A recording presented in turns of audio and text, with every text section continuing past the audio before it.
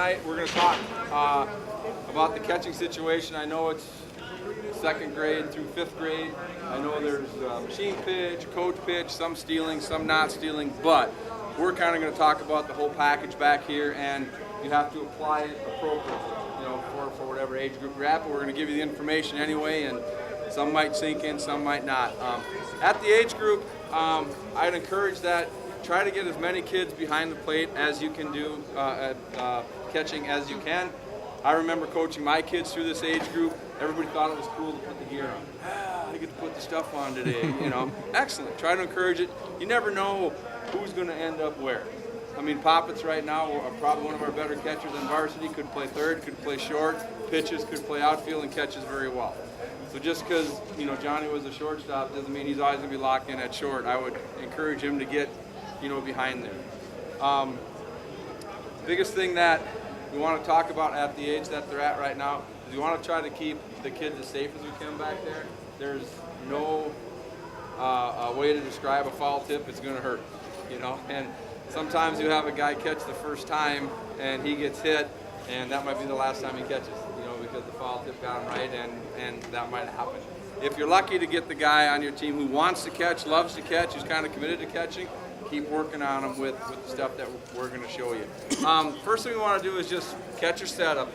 The biggest thing to do at this age is see how we can teach the kids to physically just catch the ball, all right? Play a game with them to see how many times or how many balls throughout the game that they don't miss, all right? And it's going to be high, and as the season goes on, hopefully we can shrink that number. We start out with just a comfortable setup. At this level, all right, we want the kids to be right behind the plate. I don't want them shading a corner in or a corner out, all right? They're going to be right behind. Notice that Triggy's in a real comfortable position, okay? See how his feet are roughly shoulder width apart? It's not locked in stone that they have to be shoulder width apart. It's wherever they're comfortable. Notice how he points his toes out just a little bit. It gets him in a better squat position. Some guys might be in a little bit. Some guys might be a little wider. Everybody's different, so find out where their comfortable position is. It should be a position where they can kind of hold this relatively long, this position. He should be able to sit there for quite a while. Next thing we're going to talk about is glove positioning. Okay, very, very important. We want to have a little bit of a bend in that elbow. We don't want him to get straight out, all right? If we get that stiff glove, you kind of lose that shock absorber right here, all right? Having that little bit of a bend in the glove is going to make you have what they call softer hands. You're going to be better off catching balls. You're not going to pop out as much, okay? Glove positioning. What we're going to do is we call, like we're going to give the pitcher like a flash target. You've probably all been told, give the pitcher good targets so that he can see it, okay? If Triggy holds his glove like this, the pitcher gets a good look at it, but we don't want to keep our glove in that rock solid position, okay? We want to have a little bit of movement, right? Infielders are kind of moving as they catch the ball. Outfielders are having a little bit of movement as they catch the ball. Catchers are the same way here. I like to teach the target, point, catch. Target, point, catch. And here's what I mean by that. Triggy's giving a nice target right now. If he points at the pitcher with his index finger, okay, that puts the glove in that position right there, okay? If that ball's down, he's got a quarter turn to catch anything low, okay?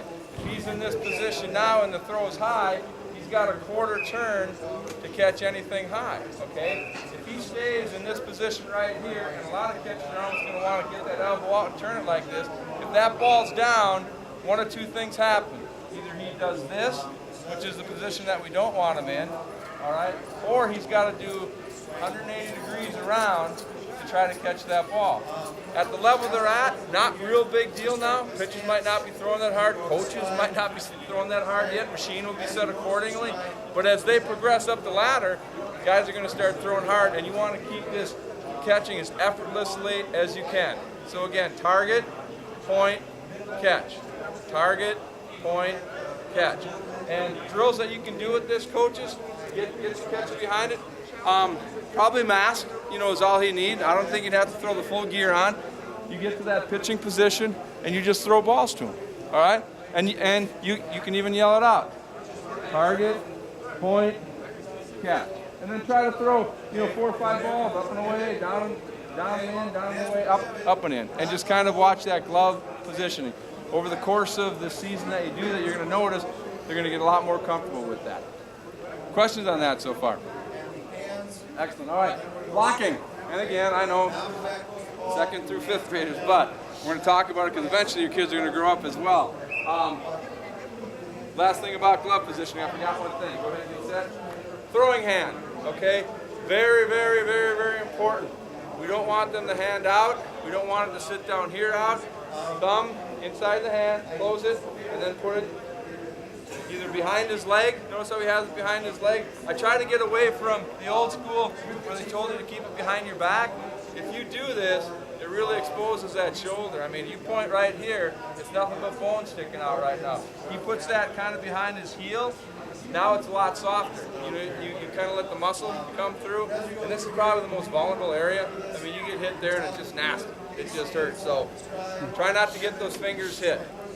All right? Move on to blocking. Again, anything, questions, yell them out. The way that we try to teach blocking is, again, he's in his comfortable position, all right?